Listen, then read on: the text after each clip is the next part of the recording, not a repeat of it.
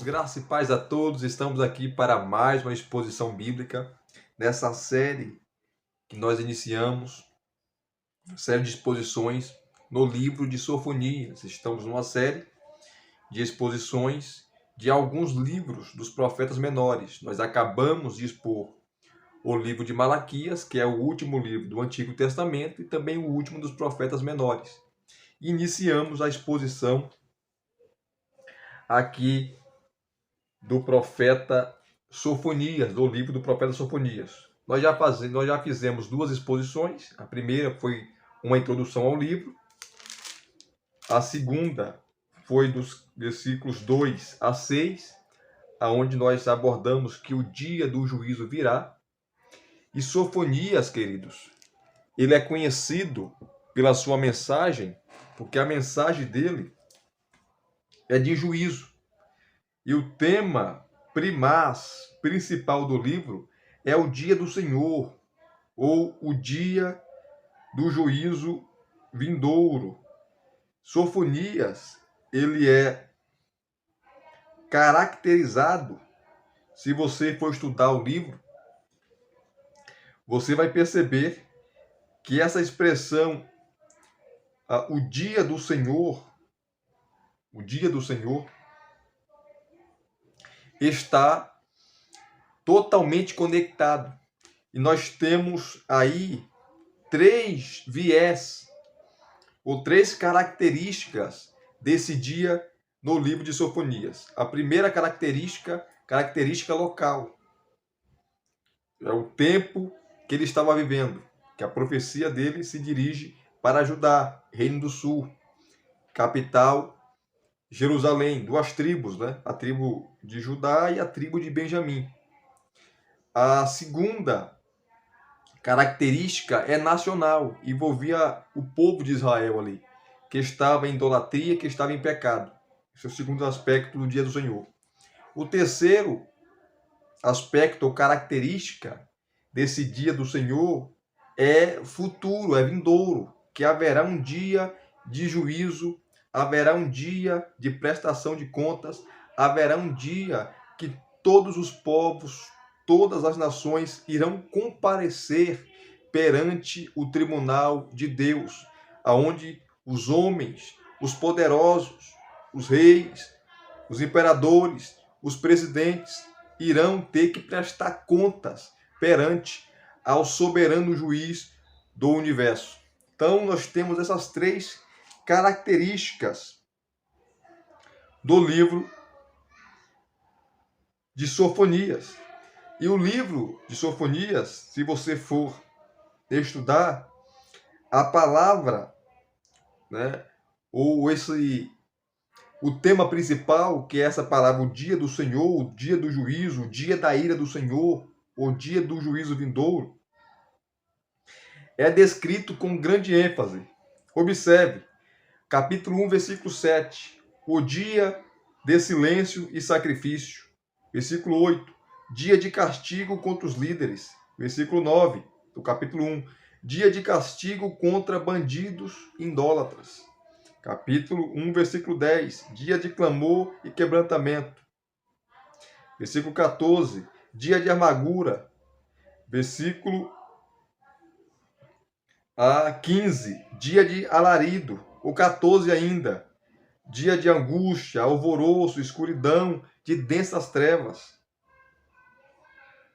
Versículo 16, dia da indignação do Senhor. Versículo 18, dia da ira do Senhor. Capítulo 2, versículos 2 e 3, que é o dia da ira do Senhor. Capítulo 3, versículo 8, dia do fogo, do zelo do Senhor. Capítulo 3, versículo 11, dia de limpeza. Então, essa palavra permeia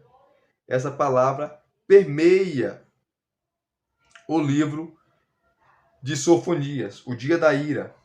E só uma curiosidade que eu esqueci de falar na introdução, tá? Muitos trabalham a ideia, a possibilidade, que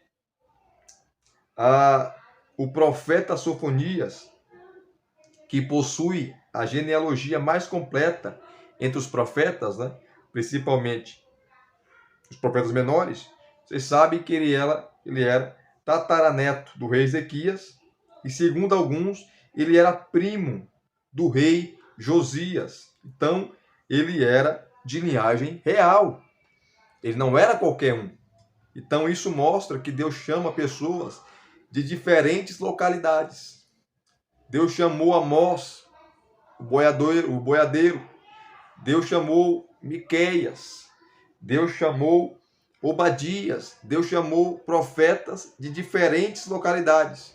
Tanto aqueles do campo, os humildes, os incultos e letrados, como os cultos, como Isaías, como Sofonias, como Ezequiel e outros profetas. Deus chama pessoas de diferentes localidades, de diferentes níveis sociais, porque Deus não tem preconceito.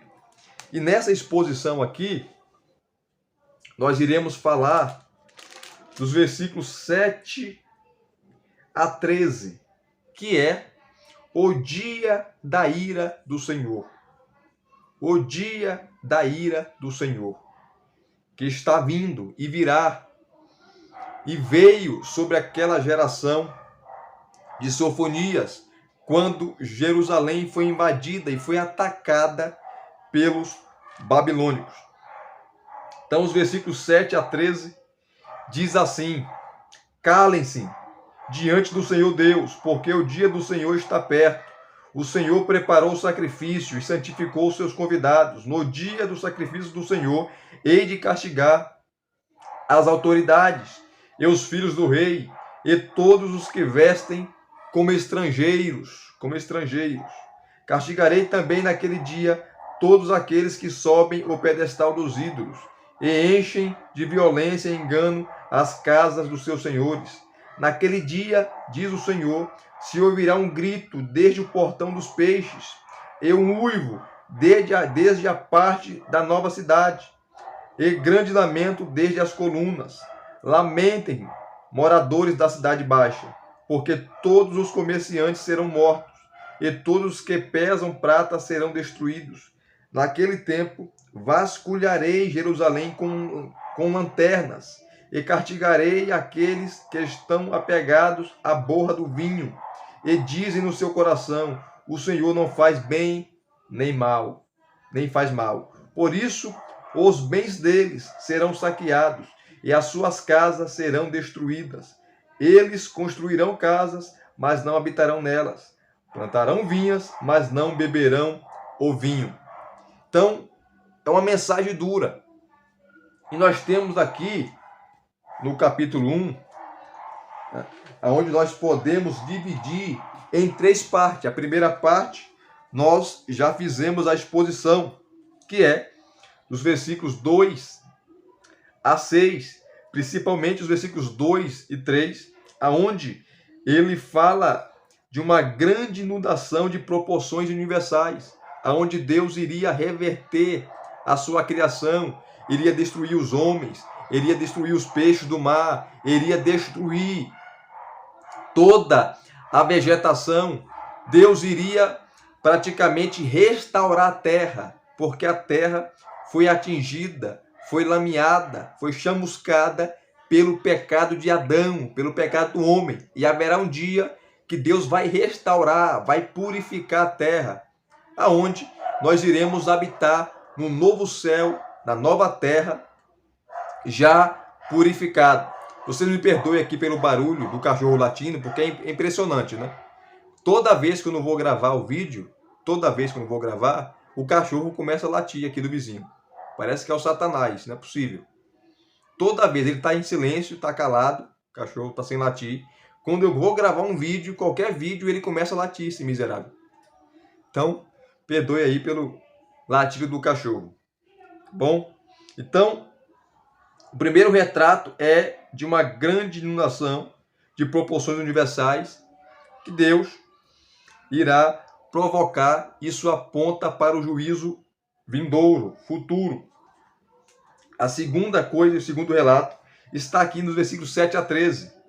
né? É um retrato de um grande sacrifício. E o terceiro retrato que o profeta apresenta, está entre os versículos 14 a 18, é de uma grande batalha. E nós estamos aqui no segundo retrato, dos versículos 7 a 13, o dia da ira do Senhor, ou o dia do sacrifício do Senhor. Quando o versículo 7, ele começa a falar, o profeta, você vê a autoridade de Sofonias, quando ele fala assim: calem-se diante do Senhor teu Deus, porque o dia do Senhor está perto. O Senhor preparou o sacrifício e santificou os seus convidados. Diante de tudo, das denúncias que ele fez, da prostituição do povo, da idolatria do povo, o povo adorando Milcom, ou Malcom, ou Moloque, a divindade dos amonitas, adorando Baal, adorando Asherá, adorando o sol, adorando lua, adorando as estrelas, adorando os astros, tá? Deus estava dando a sentença. E quando Deus dá a sentença, não há o que o povo reclamar, não há a defesa para o povo. Porque contra fatos não há argumento. Por isso que Deus manda o povo ficar em silêncio. Calem-se, fiquem quietos, vocês estão condenados. O que vocês falarem será usado contra vocês no tribunal, no juízo. Então, a ordem divina e a iminência do julgamento está chegando.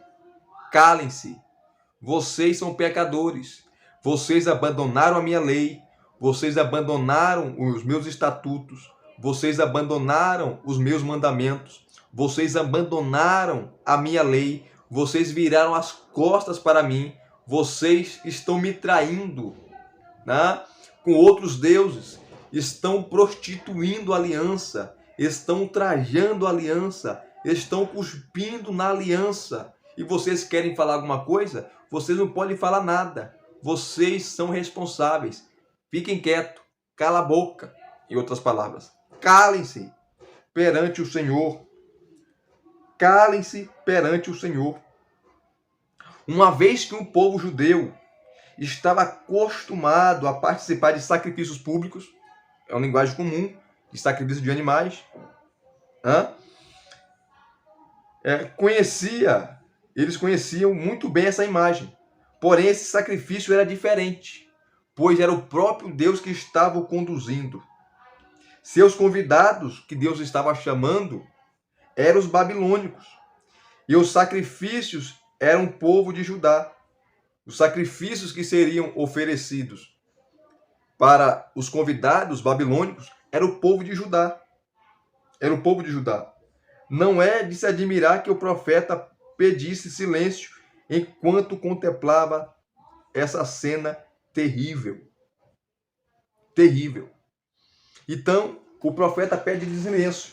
Silêncio. Já que vocês gostam de sacrificar, de oferecer sacrifícios, vocês estão oferecendo sacrifícios a Baal, a Moloque, às divindades pagãs, agora eu vou fazer o contrário. Eu vou conduzir esse sacrifício.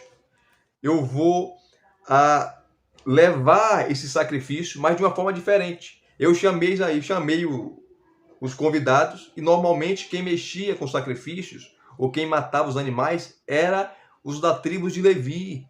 Eram os sacerdotes, eram os levitas, que Deus separou essa tribo só para trabalhar com isso.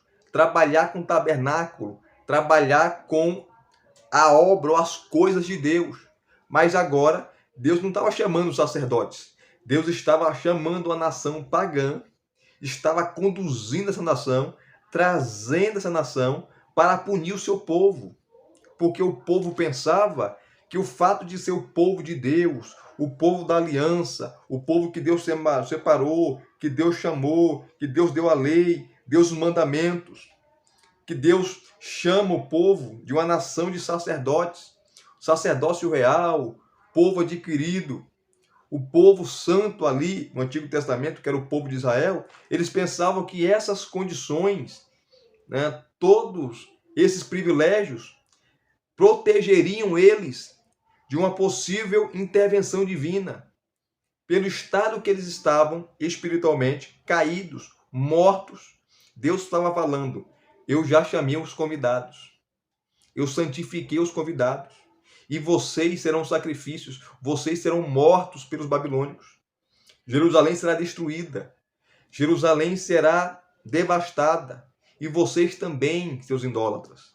Então, os privilégios da aliança, os privilégios que a nação tinha, não iria protegê-los contra a Babilônia, porque era Deus que estava trazendo a Babilônia, conduzindo a Babilônia com a sua mão para punir o povo. Então, por isso que o profeta manda se calar. O versículo 8 e 9 diz assim: no dia do sacrifício do Senhor, que é esse dia que o povo seria punido por causa do seu pecado, hei de castigar as autoridades e os filhos do rei, e todos que se vestem como estrangeiros. Aqui, Sofonias, tá? Ele não pipoca. Desculpa aqui a expressão, tá? Porque tem profeta que quando vai profetizar para gente pequena, ele desce o bambu. Mas quando vai profetizar para o filho do rei, para os nobres, ele amarela. Sofonias não. Sofonias profetiza para pequeno e para grande, para príncipe e para rei. Ele profetiza para todo mundo. Todo mundo sofrerá o justo castigo de Deus. As autoridades sofrerão, os sacerdotes, as autoridades eclesiásticas, as autoridades eclesiásticas não, as autoridades religiosas, as autoridades civis, as autoridades que trabalhavam com a lei, os filhos do rei, todos irão experimentar a ira de Deus. E o final do versículo 8, e todos que se vestem como estrangeiros. Segundo Palmer Robertson, em seu comentário no livro de Sofonias, ele vai dizer que essa expressão se vestir com trajes de estrangeiros, ou se vestir como estrangeiros,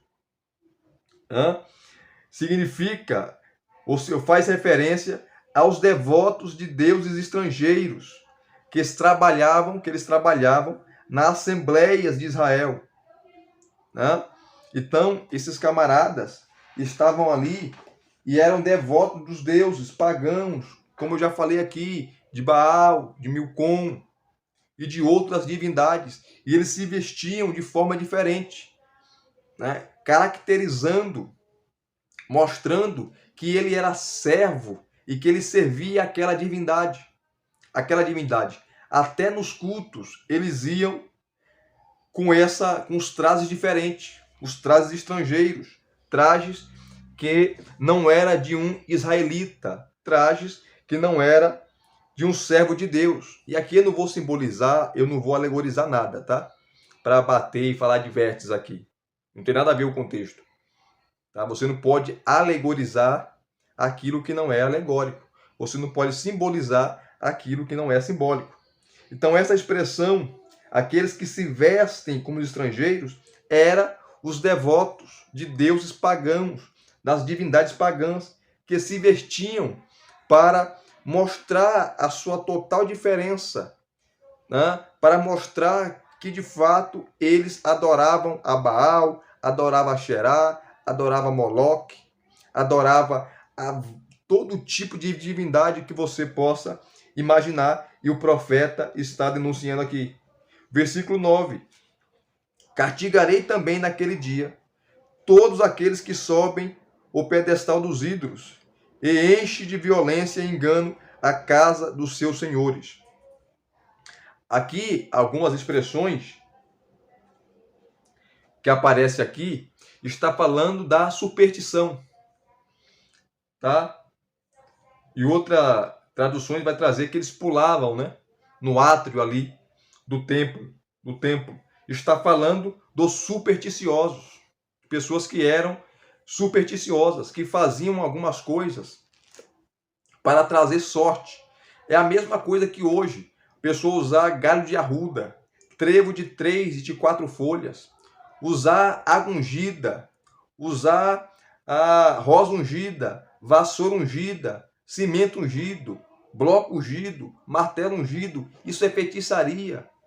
Isso é feitiçaria. O neopentecostalismo, essas seitas heréticas, que são seitas, né? Como Universal, Mundial, né? Aquela igreja também do Agenor Truque lá, aqui em São Paulo, a Plenitude, tudo seita, tudo seita.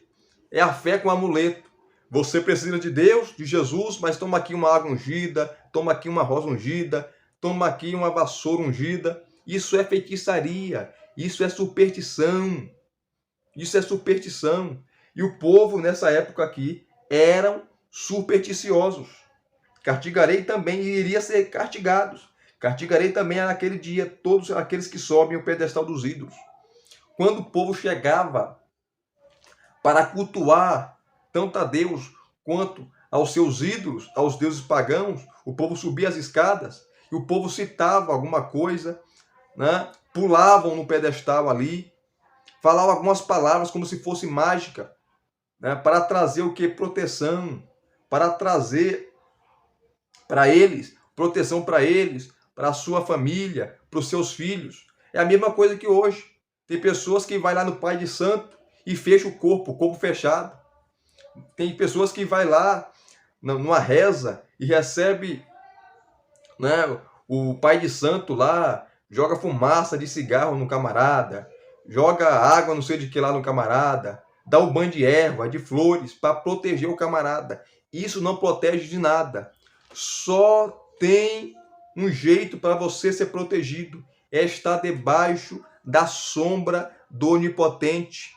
Quando você está debaixo da sombra do Onipotente, você descansa, você dorme tranquilo, você dorme em paz, você vai ficar em paz, porque é debaixo da sombra do Onipotente que você encontra alegria, que você encontra paz, que você encontra segurança, aonde você é seguro, porque Pai de Santo não vai te livrar, sacerdote não vai te livrar, nada pode trazer proteção, só Deus pode proteger. Então pare de fazer mandingas, pare de feitiçarias, pare de superstição, porque senão a mão de Deus vai estar contra você e os seus atos pecaminosos. Então Deus iria castigar naquele dia todos aqueles que sobem o pedestal dos ídolos, os supersticiosos, e enche de violência e engano a casa dos seus senhores. Versículo 10. Naquele dia, diz o Senhor, se ouvirá um grito, e esse grito aqui não é um grito de júbilo, não é um grito de adoração, é o grito de desespero, é o grito da derrota, é o grito da alma de desespero. Se ouvirá um grito desde o portão dos peixes, e um uivo desde a parte nova da cidade, e um grande lamento desde as colinas. Sofonias possivelmente ele morava em Jerusalém, que ele conhecia muito bem a geografia da cidade, tá? A geografia da cidade. Essa Jerusalém tinha 12 portas. Inclusive você lê Neemias, você vai ver que Neemias ele reconstrói as 12 portas. E uma dessas portas era a porta, o portão dos peixes, aonde os comerciantes vendiam os peixes ali. Vendiam os seus materiais, aonde acontecia a negociação. E quando fala aqui, e um uivo se ouvirá desde a parte nova da cidade, que era a parte mais baixa, que era onde moravam os ricos, os milionários, os bem-sucedidos, os nobres, os aristocratas daquela época. E essa parte nova da cidade, ou a cidade nova, ou a parte baixa, quem construiu foi Manassés, né? Que eram lá dos milionários ali, judeus, dos comerciantes, daqueles que viviam, dos empresários. Deus iria punir do pobre ao rico, do feio ao bonito, do gordo ao magro, né? Deus ia punir todos, ninguém iria escapar desse dia, né? E ele fala também de um grande lamento desde as colinas, em todo lugar, a ira do Senhor e o dia da ira ia chegar. Versículo 11. Lamentem, moradores da cidade baixa, que era a cidade com que Manassés, que ficava do lado norte, né, de Jerusalém, que Manassés construiu. Como eu falei aqui, que era o lar dos milionários, dos nobres, dos empresários daquela época. Lamentem, moradores da cidade baixa, porque todos os comerciantes serão mortos. Olha só que palavra dura. E todos os que pesam prata serão destruídos. Versículo 12. Naquele tempo, ou naquele dia, o dia da ira, vasculharei Jerusalém com lanternas e castigarei aqueles que estão apegados à borra do vinho e dizem no seu coração, o Senhor não faz bem nem faz mal. Deus iria, de uma maneira minuciosa, fazer uma investigação criteriosa. Ia pegar uma lamparina, que naquela época não tinha poste, tá? Não tinha energia elétrica. E Deus está usando a linguagem deles. Pegarei a lamparina e vou fazer uma investigação. Eu vou vasculhar tudo. Eu vou olhar tudo. Tá? Eu vou virar vocês do avesso. Eu vou virar vocês do avesso. Vocês serão revirados do avesso. Eu vou vasculhar Jerusalém com lanternas. E castigarei. E punirei. E trarei juízo. Em outras palavras, aqueles que estão apegados à borra do vinho, os bêbados, os beberrões, os alcoólatras, aqueles que estão aí a Deus dará, pensando que Deus não vai fazer nada. E eles falam assim, olha só, e eles falam assim no seu coração, o Senhor não faz nem bem, nem faz mal. O Senhor não está nem aí. O Senhor não está nos vendo. O Senhor não está vendo o que está acontecendo. Então vamos beber, vamos farfarra, vamos se divertir, vamos pintar, vamos bordar, porque o Senhor não faz nem bem nem mal. E não é essa a sensação que muitos têm de Deus. O povo está em pecado. O povo está em promiscuidade. O povo está na prostituição. O povo está vivendo na devassidão. O povo está mergulhado na areia movediça do pecado. E fala, Deus é amor. Deus não irá nos punir, porque nós somos pecadores mesmo. E somos pecadores, então nós temos que pecar, nós temos que fazer as coisas erradas mesmo, porque Deus não faz nem bem nem mal. Negativo. O Senhor está vasculhando, o Senhor está passeando pela terra, o Senhor está passeando pelas nações, o Senhor está vasculhando, né, com a lanterna, como se estivesse com a lanterna, virando o mundo de cabeça para baixo, virando o mundo do avesso, como ele fez aqui nos dias do profeta Sofonias. E Deus só traz o julgamento, só traz o juízo quando há pecado, quando há rebelião, quando há incredulidade, quando há o coração duro, quando não há quebrantamento, quando não há arrependimento. Aí Deus vem com juízo, aí Deus vem, né, para trazer justiça, porque Deus é longânimo, Deus é benigno, Deus é misericordioso, Deus é maravilhoso, Deus é bondoso, mas tudo tem um limite. Tudo tem um limite. Então Deus iria punir os beberrões, todos aqueles que falavam no seu coração, o Senhor não faz bem, nem faz mal. 13, e aqui nós vamos encerrar. Por isso, os bens deles, né, dos ricos, dos poderosos, dos empresários daquela época, os bens deles serão o quê? Saqueados. Os inimigos que Deus havia santificado, os babilônicos, iriam vir, iria levar tudo, toda a riqueza deles, iria saquear tudo. Deus estava dando ordens. De ricos iam ficar pobres, miseráveis, iriam perder tudo. Por isso, os bens deles serão saqueados e as suas casas serão destruídas. Eles construirão casas, mas não habitarão nelas. Plantarão vinhas, mas não beberão vinho. Aqui há um contraste muito grande com o livro de Deuteronômio. Compare essas palavras de Sofonias com o capítulo 28 de Deuteronômio. Na parte ali das maldições. né? Se o povo desobedecesse, não seguisse a lei, se o povo não seguisse os mandamentos, desobedecesse os mandamentos, tá? Eles iriam construir as suas casas, mas suas casas seriam destruídas. Tá? Eles iriam plantar, construir as suas casas, mas não iriam habitar nelas. Iriam plantar as suas vinhas, mas não iriam beber o vinho.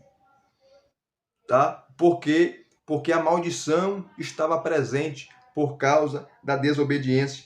Isso mostra que o profeta conhecia o livro da lei, que o profeta conhecia o livro de Deuteronômio. O profeta Sofonias estava familiarizado com o livro da lei, conhecia o livro da lei, tá? Porque não é possível profetizar sem conhecer a lei, sem conhecer o livro da lei, porque o livro da lei estava no coração do profeta, na mente do profeta e na boca do profeta. Então ele tem esse paralelo muito grande aqui com o livro de Deuteronômio, que significa segunda lei ou repetição da lei. E o profeta estava familiarizado com esse livro. Então o dia do Senhor está vindo. O dia do Senhor vem e vem contra aqueles que são negligentes, contra aqueles que pervertem, que torcem a verdade, que não se arrependem, que endurecem o seu coração, que conhece a verdade, conhece os mandamentos, conhece a lei, mas faz tudo ao contrário. O dia do Senhor vem, o dia do Senhor virá. Que nós possamos nos arrepender, que nós possamos a cada dia nos deleitarmos em Deus, no Senhor, e pedirmos clemência, misericórdia, para que Ele não venha com seu juízo, porque o juízo dele é justo, o juízo dele é severo e não é sem motivo, porque Deus não pune aleatoriamente. Para Deus punir, nós temos que chegar à medida, né, do pecado, à medida do engano, à medida da idolatria, da prostituição, como aconteceu nos dias de Josias. E se vocês gostaram de mais uma exposição bíblica, deixe aqui nos seus comentários, deixe o seu like, deixe não só o seu comentário positivo, mas também negativo. Se você não gostou, tá? Faça as suas ponderações, porque aqui é um canal totalmente democrático. Tá? Deixe o seu like aí, se inscreva no canal se você não é inscrito e acione o sininho para receber todas as notificações quando chegar para vocês um novo vídeo. Graça e paz, muito obrigado mais uma vez. Até as próximas exposições.